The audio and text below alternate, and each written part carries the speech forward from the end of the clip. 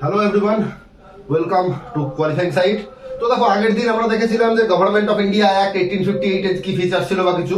আচ্ছা, একটা কথা দেখো তোমাদের বলা হয়নি, ওই যে গভর্নমেন্ট অফ ইন্ডিয়া অ্যাক্ট 1858 না, এই যে বলেছিলাম secretary for the state of India, secretary for the state of India, যেটা ইংল্যান্ডের পার্লামেন্টের একজন মিনিস্টার র্যাঙ্কের অফিসার, যেটা বলেছিলাম আর কি। তো উনাকে না বডি, মানে গভর্নমেন্ট অফ ইন্ডিয়া 1858 উনাকে বডি কর্পোরেট বলে ডিক্লেয়ার করা হয়েছিল। মানে বডি কর্পোরেট ব্যাপারটা কি, মানে কি তুমি উনার এগেনস্টে কেস করতে পারো, অর্থাৎ কি ক্যান সু অ্যান্ড ক্যান বি সুড। মানে এই যে আজকে তোমরা যদি মানে জানো যে আমরা ইউনিয়ন অফ ইন্ডিয়ার এগেনস্টে কেস করতে পারি, যে আমাদের ফান্ডামেন্টাল রাইট ভায়োলেট হয়েছে না। এবার কিন্তু দেখো, এই জিনিসটা ইন্ডিয়াতে কোনোদিন ছিল কি? তুমি শাহজাহানের এগেনস্টে কেস করতে পারতে না, ওনার ওই ডিসিশনটা আমার পছন্দ হয়। এই যে ঔরঙ্গজেব একের পর এক গ্রাম জ্বালিয়ে ফেলেছে, একের পর এক মানুষকে মানে পুড়িয়ে মেরেছে, তো সেক্ষেত্রে তুমি ঔরঙ্গজেবের এগেনস্টে কেস করতে পারতে? তো কোথাও না কোথাও এই যে secretary for the state of India, তার এগেনস্টে তুমি কেস করতে পারতে। মানে মোট কথা, বডি কর্পোরেট মানে কি, এটাকে বলে লিগাল এন্টিটি। তো ঠিক আছে, তো এরপরে দেখো মানে কোথাও না কোথাও থাকে, এটাকে যতই আমরা বলি না যে এটা act of good governance in India বা কিছু, আদতে তো এটা কিছুই ছিল না, কোনো অতটাও মানে গুড গভর্নমেন্টের কিছু ছিল না। তো এরপরে কি হয় না, ক্যানিং ওই টাইমে আমাদের ধর প্রথম তোমাকে কোশ্চেন আসবে যে প্রথম ভাইসরয়, মানে এই যে গভর্নর জেনারেল অফ ইন্ডিয়ার পোস্ট অ্যাবলিশ করে আমি ভাইসরয়ের পোস্ট আনলাম, তাহলে আমাদের last governor general of India কেউ ছিল, ওটা কে ছিল? Canning, sorry Lord Canning. এবং কি তাহলে প্রথম ভাইসরয় কি হবে, সেটাও লর্ড ক্যানিং। আচ্ছা, এবার ক্যানিং একটা জিনিস বুঝতে পেরেছিল যে আর একবার যদি ভুল করে রিভোল্ট হয়ে যায় না, অ্যাকচুয়ালি ইন্ডিয়া দেখো ওদের জন্য খুব ইম্পর্টেন্ট ছিল। কেন ছিল? কোথাও না কোথাও ইন্ডিয়ার যে সয়েল, ইন্ডিয়ার এই যে ফার্টিলাইজার, মানে এই যে ফার্টিলিটি, ইন্ডিয়ার এই রিভার সিস্টেম, ইন্ডিয়াতে এত খনিজ সম্পদ আছে, এবং ইন্ডিয়া ওদের জন্য ফ্রি মার্কেট, চিপ লেবার, সবকিছু মিলিয়ে কোথাও না কোথাও এই যে টোটাল এত মানে টাকা, এত কিছু ওরা, মানে দেখো ওই টাইমে তো ইংল্যান্ড মানে সুপার পাওয়ার ছিল ওয়ার্ল্ড ওয়ার 2 এর আগে পর্যন্ত। তো কোথাও কথা ওরা নিজেদের ওয়ার্ল্ড পাওয়ারকে ফিনান্স করার জন্য ইন্ডিয়া তাদের কাছে খুব ইম্পর্টেন্ট ছিল। তো মোট কথা ক্যানিং এটা বুঝতে পারছে যে কোথাও না কোথাও যদি আরেকবার রিভোল্ট হয়ে যায়, একবারই রিভোল্ট হয়েছে আমরা খুব মানে কষ্ট সামলেছি, কিন্তু আরেকবার রিভোল্ট হয়ে গেলে আমরা ছেড়ে পালাতে হবে আর কি। তো সেক্ষেত্রে এমন কিছু আমি করবো যাতে কি কোথাও কথা রিভোল্ট হওয়ার কোনো সম্ভাবনাও না দাঁড়ায়। তো সেরকম আমি কি করবো? তো ক্যানিং বলছে আমি কি করব, আমাকে কি করতে হবে, ইন্ডিয়ানদের মেন এটাই যে সমস্যা না, যে মানে কোনো অফিসিয়ালি কোনো ডিসিশন নেওয়ার যে ব্যাপারে আর কি, তো কোনো ইন্ডিয়ানরা ইনভলভ হচ্ছে না। তো আমার টার্গেট কি হবে, to get more and more Indians in the administration. দেখো, মানুষ সবসময় চায় কি, সে তোমার ভালো করুক ক্ষতি করুক, যে আমার জন্য যে ডিসিশন নেবে না সে আমার লোক হবে। যার জন্য দেখো একটা স্লোগান খুব বিখ্যাত ছিল, বাংলা নিজের মেয়েকেই চায়, তাই না? তো কোথাও না কোথাও কি বলতে চাইছে, যে কোনো বাইরের লোক না, আমাদের যে রুল করবে সে আমাদের মতো হবে। তো সেক্ষেত্রে কি ক্যানিং কি ডিসাইড করছে, কোথাও না কোথাও অ্যাডমিনিস্ট্রেশনে আমাকে একের পর একটু বেশি ইন্ডিয়ানকে আনতে হবে। এবং কি আর একটা টার্গেট নিল কি, যে to make more legislative council's. তো এর জন্য ক্যানিং কি করবে, দেখো এর জন্য ক্যানিং করবে ও ইন্ডিয়ান কাউন্সিলস অ্যাক্ট বানাবে।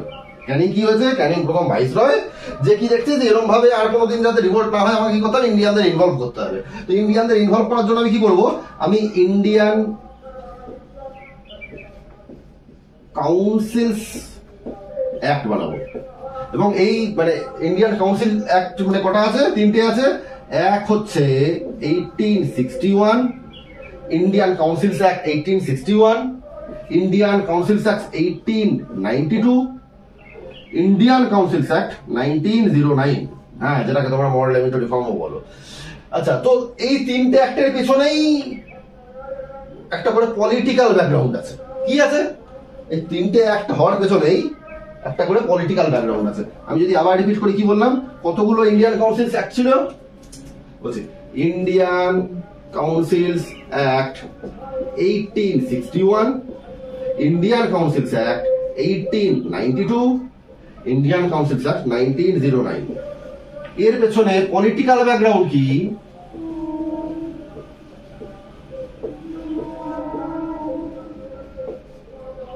এর পেছনে পলিটিক্যাল ব্যাকগ্রাউন্ড হচ্ছে রিভোল্ট। ওই একবার রিভোল্ট হয়ে গেছে, আর হতে দেওয়া যাবে না। Revolt of 1857। 1892 এই ইন্ডিয়ান কাউন্সিলস অ্যাক্টের মানে উদ্দেশ্য কি ছিল, তার পেছনে কারণ কি ছিল? কোথাও না কোথাও দেখো 85-এ না 1885 সালে ইন্ডিয়ান ন্যাশনাল কংগ্রেস এস্টাবলিশ হয়ে গেছে। তারা অলরেডি অ্যাডমিনিস্ট্রেশনের উপর, গভর্নমেন্টের উপর অনেক প্রেসার দেওয়া শুরু করে দিয়েছে, ঠিক আছে? তো এর কি formation of Indian national Congress INC in 1885। Indian council's act 1909 এর পলিটিক্যাল ব্যাকগ্রাউন্ড কি আছে? দুটো জিনিস হয়েছে। কি দেখো, 1905-এ না বেঙ্গল পার্টিশন হয়েছে। এটা নিয়ে অনেক প্রতিবাদ হয়েছে, তোমরা শুনেছো। রবীন্দ্রনাথ ঠাকুর গান লিখেছে, আমার সোনার বাংলা। তারপরে রাখি বন্ধন উৎসব সম্ভবত সেই টাইমে হয়েছিল। কি বেঙ্গল পার্টিশন, এবং এর কিছুদিন বাদেই কি হয়েছে? Formation of Muslim League.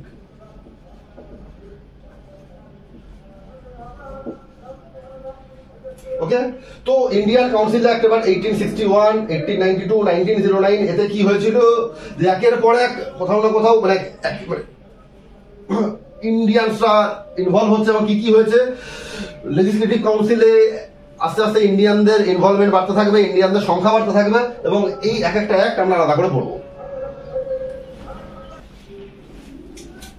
আচ্ছা, তাহলে দেখো যে তার মানে এবার ইন্ডিয়ান কাউন্সিলস অ্যাক্ট 1861-এ কি হচ্ছে দেখো। ফার্স্ট টাইম ইন ইন্ডিয়া তিনজন ইন্ডিয়ানকে, 3 ইন্ডিয়ান্স কে, তিনজন Indians nominated in the legislative council। প্রথমবার, মানে তোমাকে যেটা বললাম না যে ক্যানিং এর মেন উদ্দেশ্য ছিল কি ইন্ডিয়াদের ইনভলভ করা। তো প্রথমবার তিনজন ইন্ডিয়ানকে নমিনেট করা হয়েছে। কোনো তারা ইলেক্টেড হয়ে আসেনি, এদের কোনো পাওয়ার নেই। তো কি হয়েছে, একটা 6 মেম্বারের লেজিসলেটিভ কাউন্সিল বানানো হয়েছে, তার মধ্যে 3 জন ইন্ডিয়ানকে ইনভলভ করা হয়েছে। এবং এই 3 জনকে রাজা of Banaras, Maharaja of Patiala এবং স্যার দিনকর রাও। তো 1861-এ প্রথমবার 3 জন ইন্ডিয়ান লেজিসলেটিভ কাউন্সিলের পার্ট হচ্ছে। এবং এর সাথে কি হয়েছিল না, পোর্টফোলিও সিস্টেম। কি পোর্টফোলিও সিস্টেম? এটা কি জিনিস? এই যে দেখো না, আমাদের প্রধানমন্ত্রী Narendra Modi, home minister Amit Shah, finance minister Nirmala Sitharaman, external affairs minister S Jaishankar. তো কোথাও না কোথাও ডিপার্টমেন্টালাইজেশন, এই যে ব্যাপারটা, সেটাকে কি বলে? Portfolio system. তো ওটা 1861-এর যে ইন্ডিয়ান কাউন্সিলস অ্যাক্ট তাতে এসেছিল। এবং তাতে কি হয় দেখো, যত বেশি তোমার ডিপার্টমেন্ট তোমার কাছে আছে, মানে কি রেসপন্সিবিলিটি বেশি হবে, তত বেশি রেসপন্সিবল গভর্নমেন্ট হবে। তো এটা ছিল 1861-এর ইন্ডিয়ান কাউন্সিলস অ্যাক্ট, যেখানে কি 6 মেম্বারের লেজিসলেটিভ কাউন্সিল হয়েছিল, যার মধ্যে 3 জন ইন্ডিয়ান ছিল। এবং তারপরে কি, এখানে কোনো পাওয়ার নেই, মানে শুধুমাত্র মানে ওখানে তারা কোনো ডিবেট ডিসকাশন করতে পারতো না, কোনো রেজলিউশন পাস করতে পারতো না, যেহেতু নমিনেটেড। তো এরপরে কি হলো, এটা কি কার দ্বারা নমিনেট হবে? ভাইসরয়ের দ্বারা, ঠিক আছে? এবার এরপরেই দেখো, যখনই 1892 এর যে ইন্ডিয়ান কাউন্সিলস অ্যাক্টে এই যে 6 মেম্বারের বডি ছিল, এটাই 16 জন মেম্বারের হয়ে যাবে। একটু বেশি পাওয়ার, মানে আমাদের যে ইন্ডিয়ান মেম্বার আছে তাদের পাওয়ার একটু বেড়ে যাবে, ঠিক আছে? এটাই যখন 1909-এর ইন্ডিয়ান কাউন্সিলস অ্যাক্ট আসবে, এই যে 16 জন মেম্বারের বডি, এটাই 60 মেম্বার হয়ে যাবে, অনেকটাই পাওয়ার বেড়ে যাবে। এই টাইমে এই যে প্রথমে যারা ইন্ডিয়ান মেম্বার ছিল তারা যেমন কোনো কথাই বলতে পারতো না, কোনো আর্গুমেন্ট করতে পারতো না, এবার কিন্তু এরা রিজলিউশন পাস করতে পারতো। আমি কখন বলছি 1909-এর যে মর্লামেন্টো অ্যাক্ট বা ইন্ডিয়ান কাউন্সিলস অ্যাক্ট, সেখানে কি হয়েছে, তখন আমাদের ইন্ডিয়ানদের পাওয়ার অনেকটাই বেড়ে গেছে। কি হয়েছে, আমরা রিজলিউশন পাস করতে পারি, কোনো প্রস্তাব রাখতে পারি, আমরা বাজেট ডিসকাস করতে পারি, এবং এই 1909-এরই যে ইন্ডিয়ান কাউন্সিল অ্যাক্ট, সেখানে লর্ড মিন্টো কি ইন্ট্রোডিউস করছে, সেপারেট ইলেকটোরেট।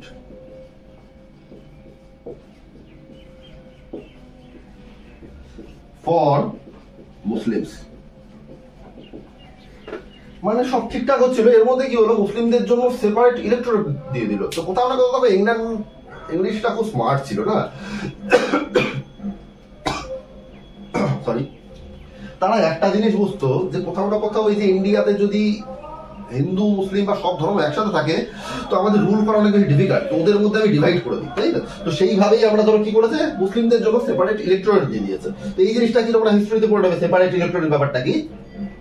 তো মোট কথা একটা জিনিস ভেবে দেখো যে কোথাও না কোথাও এখন চলছে 1909, আমরা আজাদি পেয়ে গেছি 1947-এ। তো এখনো পর্যন্ত যাকে বলে আজাদি দূর দূর তক মানে দিখাই নেই দেওয়া হয়, তাই না?